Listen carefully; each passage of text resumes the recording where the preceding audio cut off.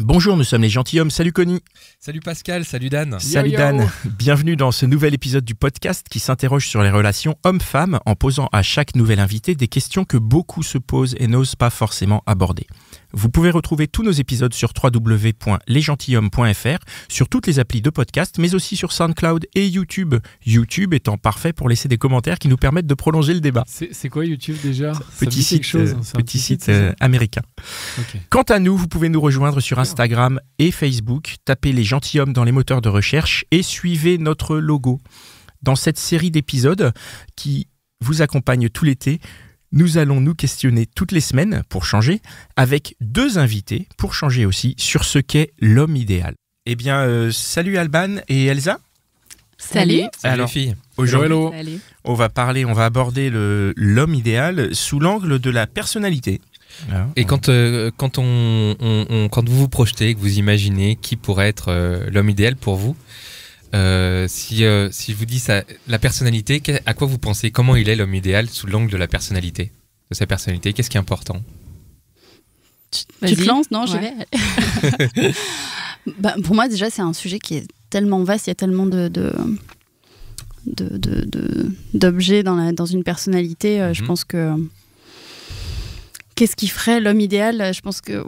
je sais pas ce que je pense, en fait. C'est vraiment quelqu'un qui est respectueux, qui est sociable, mais en même temps pas trop sociable. Pourquoi pas trop sociable? Ça y est, Donc, oh pas là, tant que ça, commence. sociable, mais pas tant que Pourquoi ça. pas trop sociable? C'est quoi le problème si le mec est trop sociable?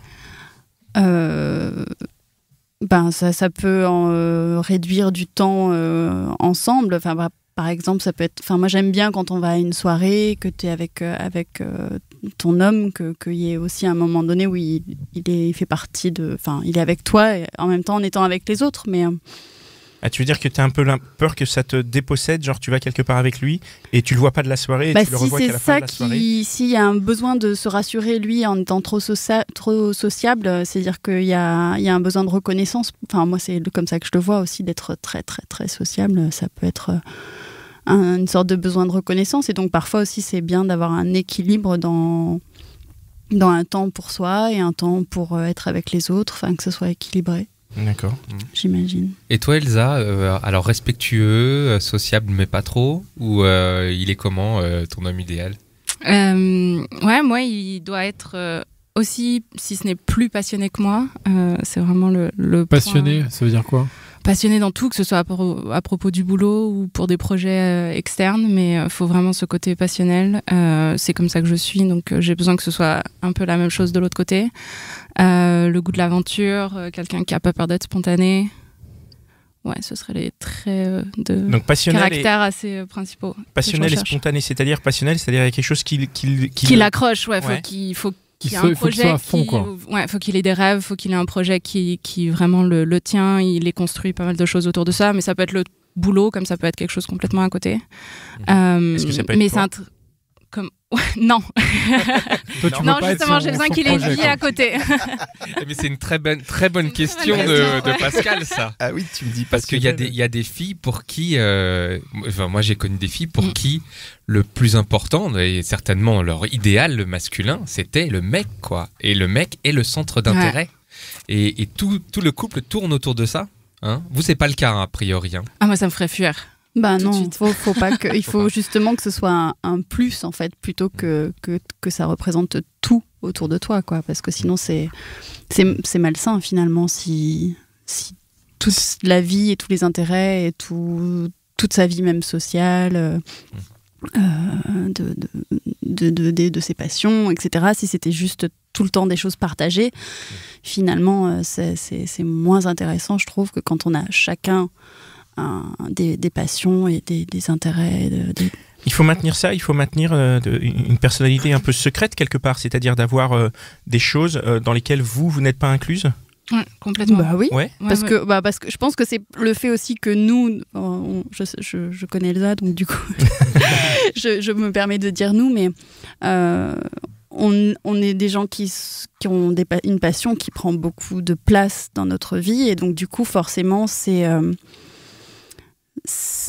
on ne peut qu'être avec quelqu'un qui a aussi cette passion-là pour quelque chose d'autre à côté, que ce soit la même chose ou autre chose. Donc ça peut être la même passion quand même. Oui, mais vécu séparément, ça peut à un moment donné évidemment être partagé, être retrouvé à un certain moment, mais que ce soit que toute la relation soit pas basée sur les moments vous êtes ensemble. Ouais. Ah, vous êtes pas très fusionnel en fait. Si, ça peut être. Quand même, ça Il peut y avoir les moments de fusion, mais il faut qu'à côté chacun ait sa vie. C'est d'autant plus fort de se retrouver quand on a chacun nos moments à nous et d'en parler, de dire j'ai vécu ça, j'ai rencontré telle personne et tout. Et je trouve ça très attrayant justement d'entendre quelqu'un parler de ses passions quand c'est quelque chose en plus dont on ne connaît pas et dont on n'est pas forcément nous-mêmes passionnés par ça. C'est très rafraîchissant, c'est très... Ça amène beaucoup de connaissances. Et pour la personnalité des personnes que vous rencontrez, comment vous faites pour comprendre la personnalité de la personne que vous avez en face, entre le moment où vous le rencontrez et le moment où vous dites bon bah ça y est, je sais qui j'ai en face de moi? Je pense que ça se voit très vite parce que enfin moi les traits de caractère que je recherche chez quelqu'un en pensant à l'homme idéal, c'est des choses que je pense avoir moi-même et donc je pense que je le reconnais assez rapidement quand j'ai une personne en face de moi. J'ai même pas forcément besoin de me poser la question, je vais tout de suite voir si c'est quelqu'un qui a cette étincelle-là, qui est passionné, qui a de la drive, qui a confiance en lui et qui a des projets aussi, qui a une vie à côté qui est tellement riche que ça me donne envie d'en apprendre plus et j'ai pas l'impression qu'il a besoin de quelqu'un pour construire. Il a déjà tout mis en place de son côté, quoi. Ah oui, donc ça veut dire que la personnalité est un axe de séduction en fait, avant tout. Ouais. Oui, bah toujours. C'est-à-dire quelqu'un qui a une personnalité riche, c'est quelque chose où toi tu vas te dire ah ouais ça m'intéresse, enfin c'est quelqu'un qui te séduit quoi. Ouais, je pense que je vais être attirée vers des personnes qui vont prendre de la place et qui vont avoir confiance en eux, qui savent que ce qu'ils projettent c'est super intéressant et donc ça me donne envie d'en connaître un peu plus. J'ai besoin d'avoir ça chez l'autre, c'est sûr. Mais est-ce que t'as pas justement des gens qui sont hyper intéressants mais qui arrivent pas forcément à le projeter tant que ça? Mais du coup, il faut aller creuser un peu, il faut aller voir comment... Enfin, il faut essayer de creuser un peu dans la personnalité pour finalement découvrir qu'ils ont plein de trucs à partager, mais juste que, voilà, tu le vois pas tout de suite. Non, c'est sûr, arrivé, mais... Non, alors, je suis pas forcément attirée vers ces personnes-là, en premier en tout cas. Ouais. Après, je pense que dans ma vision de l'homme idéal, vu que c'est à ça qu'on faisait référence, c'est pas à ces personnes-là que je vais penser en premier. Après, il y a ce côté vulnérable qui est super attirant et je pense que ça c'est nécessaire aussi. Il faut avoir la personnalité très forte et puis après il faut avoir des petits moments... des failles, quoi. Des failles, voilà. Et ça, je pense que c'est ça qui rend quelqu'un de vraiment attirant. Mais quelqu'un qui est trop timide et qui va pas forcément parler de son ambition, de ses projets, sa passion... Ça pose problème. Ouais. Mais du coup, au niveau de la personnalité, c'est quand même quelque chose que tu découvres au fur et à mesure. Donc au final, si t'es pas capable en tant que personne de mettre ta personnalité réelle en avant, tu peux rater des choses au final. Parce que, enfin, tu vois ce que je veux dire? Si tu me croises dans la rue et tu vas te dire je suis pas intéressant et en fait en creusant, parce que je suis trop timide par exemple, et en creusant en fait tu vas te rendre compte que je sais pas, j'ai des passions, que j'ai une force de caractère et qu'en même temps je suis vulnérable. Ouais, mais sauf que bon. C'est un exemple. Hein. Au hasard. Non, mais c'est parce que c'est ce que tu as dit, tu vois, je grossis un peu le trait. Mais du coup, tu vois, vas pas le découvrir quoi. Tu vas pas le découvrir, tu vas pas aller chercher ça. Il y a pas en fait, il faut que ta personnalité, de ce que je comprends, il faut que ta personnalité, elle éclate avant toi, en fait. Elle arrive avec toi tout de suite. Tu vois, est-ce qu'il n'y a pas une chance... Enfin, comment ça se passe quand tu as la deuxième personnalité, en fait? Voilà, c'est ça que je veux dire. C'est que tu as la personnalité qui est avec toi quand tu arrives et quand tu rencontres quelqu'un. Et après, il y a l'autre personnalité, celle qui est là quand tu es plus dans la relation, que tu es un peu plus dans le quotidien. Pas un quotidien de vivre ensemble, mais un quotidien de découvrir un peu la personne. Mm-hmm. Et cette personnalité-là aussi me semble est importante puisque c'est elle qui définit quelque part l'homme idéal. Ou alors est-ce que l'homme idéal c'est celui que tu rencontres ou celui avec qui tu creuses? Il y a quelque chose qu'on appelle l'instinct. Il y a quelque chose qui se dégage. Qui en fait, moi honnêtement c'est pareil. Il me suffit de quelques minutes. C'est très rapide en fait. Ouais. C'est-à-dire que on peut partir d'un choix de boisson dans un bar, ça peut se jouer à des peu de choses comme ça où en fait très rapidement on va voir les traits de personnalité de quelqu'un et on va pouvoir juger S'il rapidement. prend un coca ou un... Non, mais un whisky, c'est ça non, en mais fait. c'est un exemple, voilà. Mais c'est dans des petites choses que on va pouvoir et en même temps on prendra le quotient peut-être de la timidité ou de la maladresse et ça va pas forcément jouer. On va le prendre en compte et va dire peut-être qu'il y a quelque chose à creuser, mais on va le prendre en compte et ça peut ne pas du tout gêner. Il ne faut pas se dire que parce que la personne est un peu maladroit ou va pas forcément tout dévoiler tout de suite. Mais malgré ça, je pense qu'on arrive rapidement à savoir, en débattant juste même de sujets qui ne sont pas forcément des choses dont on est passionné, mais juste en débattant sur des sujets très très simples, j'arriverai en tout cas, je pense personnellement, à capter la vision de la vie de cette personne et comment elle voit les choses. Donc, En 5 minutes, quoi. moi, Moi, je suis persuadée que dans les premières minutes, il y a quelque chose qui se dégage et tu le sens ou tu le sens pas. Ouais. moi, ce que je comprends, c'est que vous êtes en train de nous dire que vous êtes capable de décoder. C'est-à-dire vous décodez vachement ce que nous, peut-être, on est moins en mesure de faire. C'est une question. Enfin, c'est une très bonne question, mais si, moi je sais faire. Hein. C'est vrai. Non, je rigole. Non, mais je suis d'accord. Non, je rigole pas trop. Quand tu vas voir une nana commander un verre à un bar. Disons que dans les 2-3 premières minutes, on a des impressions. Et ce que je trouve c'est étonnant, c'est que vous tirez tout de suite des conclusions, vous arrivez tout de suite à vous donner des pistes sur ces conclusions. Des conclusions qui vont nous dire c'est intéressant de creuser parce que j'ai besoin encore de déterminer ou je dire c'est peut-être quelqu'un de sympa qui a l'air bien sous tout rapport, mais je sens que j'arriverai pas à construire ou à avoir des débats ou des choses qui seront intéressantes à creuser avec cette personne-là. Et je pense que même vous, peut-être que c'est une idée que je me fais, mais même vous avec une nana, très rapidement, même si visuellement, il y a quelque chose qui se passe, ensuite elle se rapproche, dans les 3-4 premières phrases, tu vas pouvoir rapidement te dire elle est intéressante, mais on n'a pas du tout les mêmes Dans les 3-4 premières phrases, carrément, quoi. Bah oui. Est-ce que tu t'aurais dit... Ça, je suis pas... Tu pourrais donner des exemples. Est-ce que tu aurais, par exemple, des expériences que tu pourrais nous raconter et qu'on comprenne mieux? Donc en boîte de nuit, le verre... Non, mais ça peut être tout simplement un dîner entre amis. Je parle pas forcément des choses de fête avec alcool et compagnie. Hein. Ça peut être au travail, ça peut être partout. Hein. C'est vraiment dans tout cadre, ou même dans la rue. Est-ce que c'est pas une question Alors, est-ce que c'est pas les goûts, en fait? Je veux dire les goûts au sens large, comme les positions aussi, les avis, etc. Est-ce que ce serait pas ça, cette partie de la personnalité, je vais dire, si je peux résumer ça comme ça, qui te donne des indications? Des goûts, par exemple, on prend cet exemple idiot, là, des boissons, mais j'arrive pas à trouver autre chose. Des films, prenons un goût de... par exemple, j'aime bien... Ou la musique. Voilà. J'aime bien le rock, j'aime bien le rap, mais maintenant, ça y est, je commence à comprendre. Je suis d'accord, ça y est. En cinéma, c'est Pascal qui m'a ouvert les yeux. Tu vois, toi, t'as mis plus de 3-4 phrases à comprendre. Ouais, mais tu sais, moi, je suis un peu...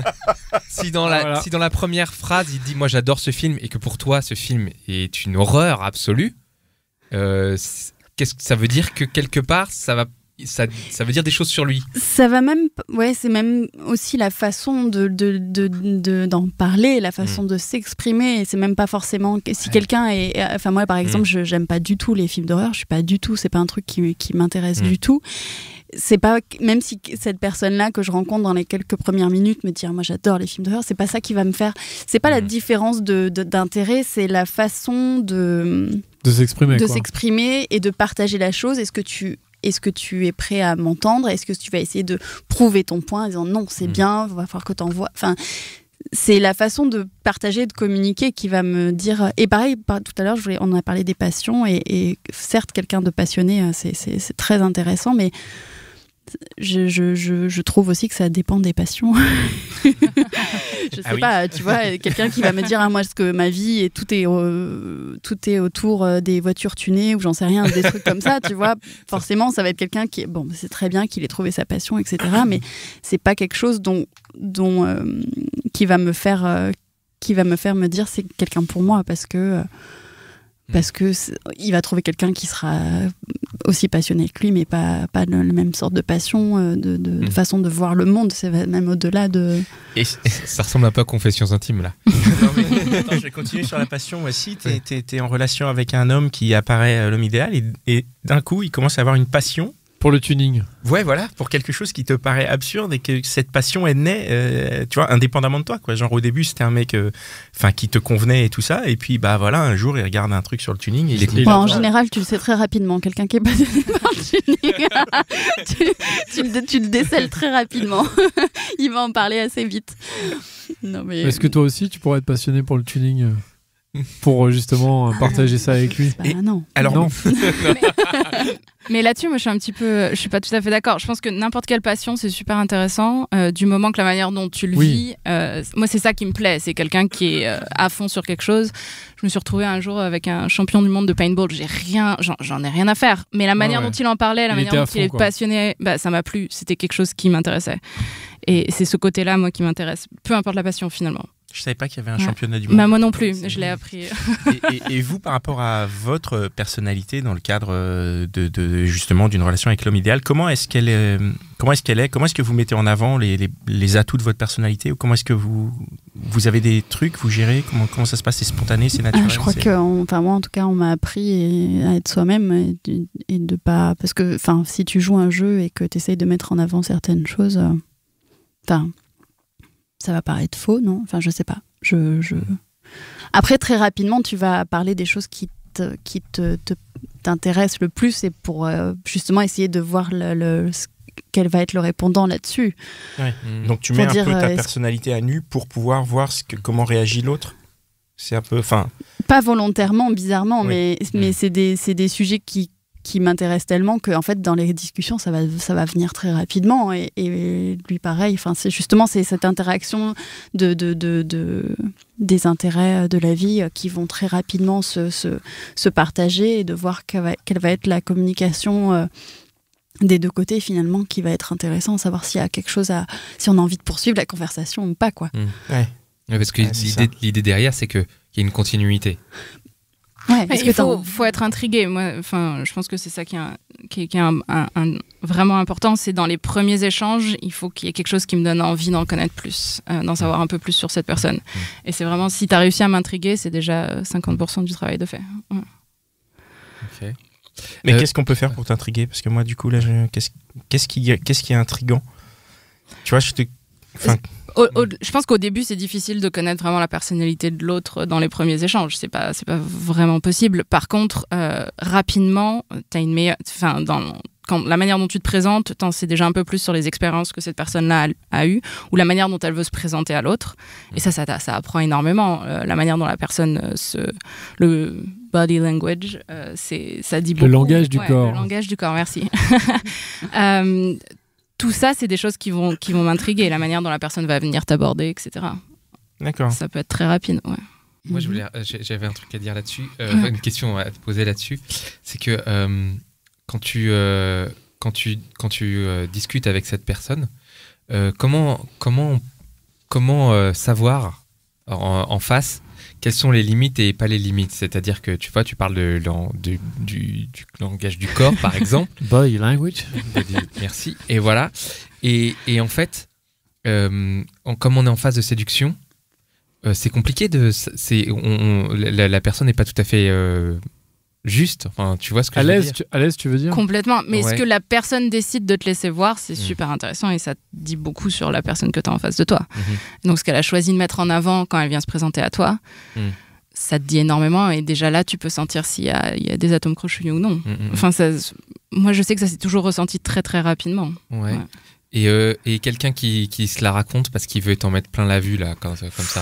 Ça, tu le détectes assez rapidement aussi. Ça va pas forcément être la personne qui parle le plus fort ou qui a le plus de choses intéressantes à dire. Ouais. C'est pas forcément ça qui va créer de l'intrigue ou qui va t'intéresser. C'est parfois quelqu'un qui ne fait rien pour t'essayer Ouais, souvent c'est ça d'ailleurs. Est-ce que tu t'intéresses à lui, hein? C'est bête, mais souvent, en plus, c'est souvent celui qui dit rien et qui fait le moins qui est le plus séduisant. Va nous intriguer le plus, parce que finalement, si tu te mets pas en... Bon, après, évidemment... Le coup de l'homme mystérieux, quoi. Oui. Ouais, mais ça marche pas à tous les coups, quand même. Hein. Ah, ça marche beaucoup, quand même. Mais ça marche pas mal, ouais. Parce qu'il y a aussi des fois où l'homme mystérieux, c'est juste l'homme qui reste dans son coin. Attention, à un moment donné, il faut faire quelque chose quand même. Mais oui, voilà. Donc, on a abordé un peu la question du caractère. C'est important, le caractère? bah oui, c'est. Moi, je pense ça que définit quelqu'un. Donc probablement que on est aussi à la recherche de sortes de miroirs et que tu tombes sur des gens souvent qui te font avancer sur tes propres problématiques et que et quelqu'un qui va être d'une certaine manière, on attire souvent les. Ben après, c'est différentes personnalités, mais soit on attire des gens qui sont opposés à nous.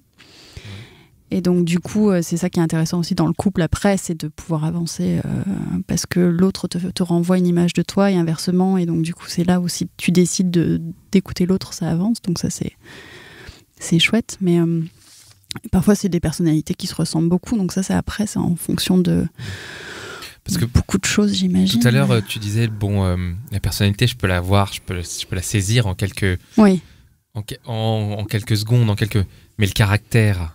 Il est souvent beaucoup plus caché. Oui, tu peux avoir des bonnes surprises après, en effet. Mais ce serait quoi une bonne surprise si ton homme idéal là bah, tu peux avoir des gens qui, sous pression, développent de la colère. Tu peux avoir des différentes personnes ou des gens qui, enfin, j'en sais rien. Il y a plein de choses différentes qui peuvent survenir bien après une première rencontre ou de plusieurs rencontres même. Ça t'est arrivé des choses comme ça ? C'est-à-dire que tu as une rencontre qui est spéciale, positive ou négative, mais en fait, en creusant, en fait, ça se passe bien. Ça se passe bien. Il rentre plutôt dans tes critères. Disons plutôt une rencontre qui se passe pas très bien ou qui correspond pas à ce que tu attends. Et en fait, en creusant un petit peu, finalement, en fait, il est bien, quoi. Ouais, mais du coup, t'as pas creusé, c'est ça. C'était pas terrible. Bah non, c'est ça le souci, c'est que forcément, si on va plus loin et si on poursuit les rencontres ou de façon volontaire ou involontaire, c'est que forcément on a quelque chose qui nous a titillé, qui nous intrigue et qu'on veut creuser un peu plus. Mais alors ça pourrait être, ça pourrait être dommage peut-être parce que si ça se trouve l'homme idéal il était là. Et puis en fait, il a pris un whisky au lieu d'un coca, excusez-moi. Ouais, peut-être. Ça ne marche pas, mais c'est un alcoolique. Voilà. Il a pris un coca, il a pris un coca zéro au lieu de prendre un whisky.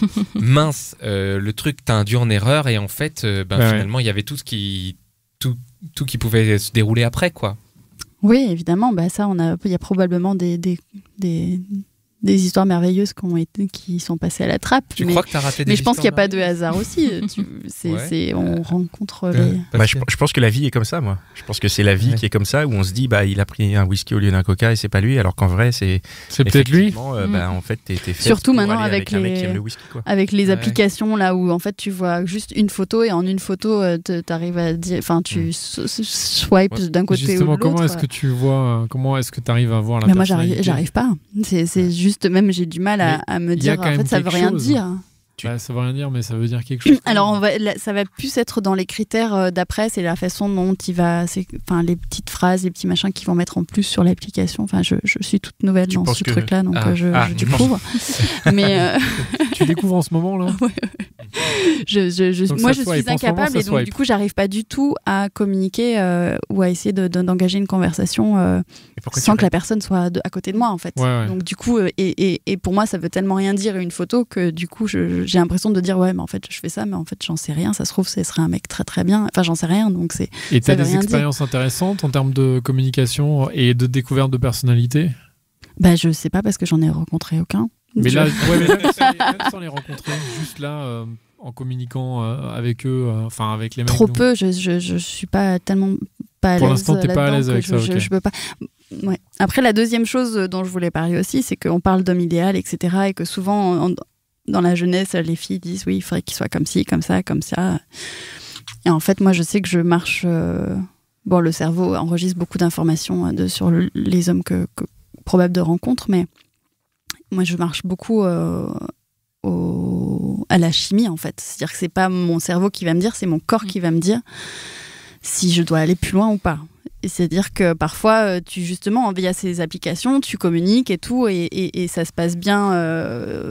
Le cerveau dit que la communication est bonne, etc. Mais après, une fois que tu te retrouves en face de la personne, ton corps te dit mais en fait, il n'y a pas d'alchimie, il n'y a rien qui se passe. Sûr, donc du coup, ça, c'est un énorme point. En fait, si tu veux, l'homme idéal, c'est même pas nous qui le choisissons. En fait, c'est que quand on a beau dire... justement, je me rappelle dans notre enfance de dire moi je voudrais qu'il soit grand, qu'il soit comme ci, qu'il soit comme ça, et en fait dans la réalité des choses évidemment que ça n'arrive pas, et c'est pas ça qui est intéressant, parce qu'en fait ça veut tellement rien dire, et que moi mais 70% de mon homme idéal, c'est mon corps qui va me dire s'il y a quelque chose qui se passe ou pas, quoi.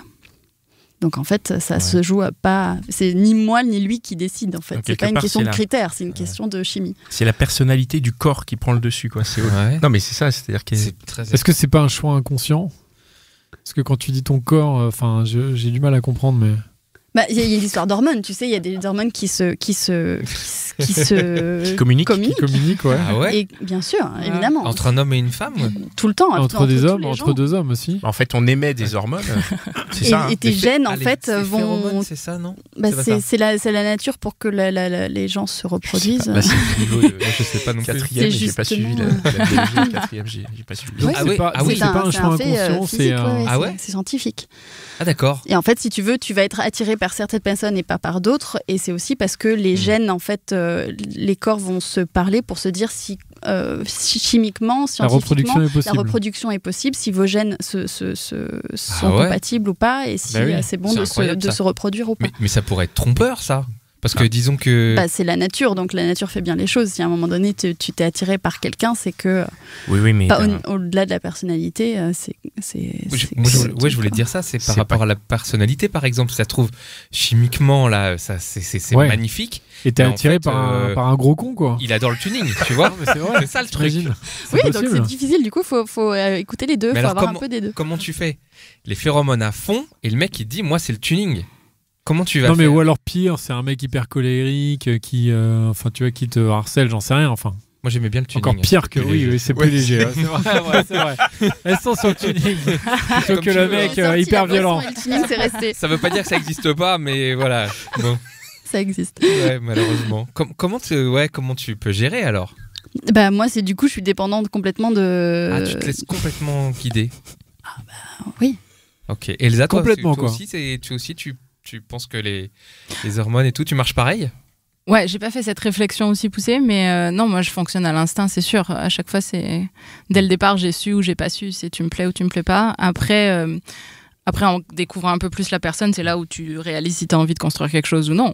Et ça, c'est là où si tu apprends que c'est quelqu'un qui est fan de tuning, peut-être que non. Mais la première ça, ce sera plus tard. Voilà. La première ça étape pas que la première étape, ça s'est fait en quelques minutes et tu l'as su. C'est ça les 4 phrases en fait. C'est l'échange de phéromones. C'est même pas forcément ça. De parler. Hein. C'est juste d'être à côté l'un de l'autre. Tu peux savoir. Et du coup, sans justement, comme tu dis, être à côté l'un de l'autre, tu penses que rien que là, tu peux en voir beaucoup sur la personnalité de l'autre, d'après son look? Je vois pas la personnalité, je vois l'alchimie qui est en train de se passer. C'est-à-dire que parfois, il peut y avoir juste quelqu'un assis à côté de moi et je peux sentir que... Juste, il y a une alchimie, il y a une attirance. Alors qu'on n'a pas discuté, qu'il n'a pas sorti un mot et que c'est chimique. C'est incroyable ça. Complètement. Et pour les gars, il y a un moyen de le sentir, de se dire « Ah ouais, il y a de la... » Normalement, vous le sentez vous aussi. Ah merde. Mais ça vous est jamais arrivé? Ça vous est jamais arrivé de même de voir une fille au loin et tu sens qu'elle se rapproche et en en fait il y a un truc, il y a quelque chose qui se passe. Tu sais que... Moi ça m'arrive à chaque fois que je fais le podcast avec Connie. Je sens qu'il y a une espèce de complicité entre nous et je me demande quand est-ce que ça va passer à l'étape supérieure. Alors si on ouvre un petit peu le sujet, parce que d'accord, on comprend que en fait l'homme idéal pour vous marche à l'instinct ou à la chimie. Si on pensait à tous les critères qu'il peut y avoir pour l'homme idéal, autres que la personnalité, par exemple la séduction, l'humour, toutes ces choses-là qu'on aborde dans les autres épisodes de l'été, est-ce que la personnalité, le caractère, le goût, c'est un des plus importants ou est-ce que c'est pas un des plus importants? La personnalité, ça reste le plus important, je pense. Tu peux pas construire quelque chose ou tu peux pas t'imaginer avec quelqu'un si la personnalité ça colle pas. Après il y a tout l'aspect physique qui à mon avis aussi est très très important. Tu veux dire est-ce que tu es attiré par l'autre? La connexion physique tout simplement. Ouais. Et là on revient un peu à la chimie du début. Je pense que la sensibilité, ça reste un autre trait de caractère qui est très important. En tout cas, moi, c'est quelque chose que je recherche vraiment. Il faut que ce soit quelqu'un qui soit indépendant, fort, qui a le goût de l'aventure, etc. Mais à côté de ça, il faut qu'il soit assez fort pour aussi montrer ses côtés plus vulnérables et qu'il soit capable d'être sensible quand il le faut et de partager ça. Si j'ai vraiment envie de construire quelque chose avec quelqu'un, il faut qu'il y ait cet aspect-là aussi qui soit fort. Ouais, l'humour, c'est pas mal. Ouais. C'est du bonus. C'est du plus, donc c'est sûr. Ok, très bien. Dan, une dernière question ? Oui, une dernière question. Est-ce que vous avez déjà rencontré l'homme idéal ? Ou en tout cas, est-ce que vous avez eu l'impression de le rencontrer déjà ? Vous avez déjà été à ce moment-là où vous vous êtes dit ce mec-là, en fait, ça pourrait être l'homme vraiment parfait, quoi. Honnêtement, non. Moi, non.